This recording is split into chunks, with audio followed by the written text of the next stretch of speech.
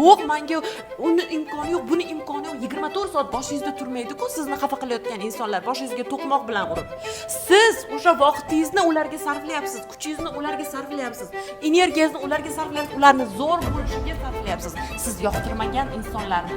Sizga zararmi shu? Undan ko'ra o'zingizga qarating, vaqtingizni o'zingizga ajrating. 10-15 minut hammomga kirib chiqing, stressda bo'lsangiz, o'zingizga qarang, sochlaringizni qiling, turmaklang, tez yurish qiling. Ozmoqchimisiz? Ozish uchun suvlaringizni to'g'rilang. O'tirmang bunaqa tushkunlik, depressiyada.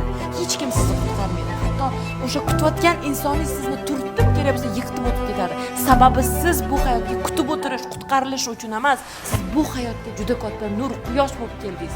Siz baxtli inson bo'lib, baxtli insonlarni tarbiya qilish, baxtli insonlarni o'stirish uchun keldingiz. Har bitta ayol yotishga, kasal bo'lishga, butunlay tushkunlikka tushishga haqqi yo'q. Qachon yashaysiz?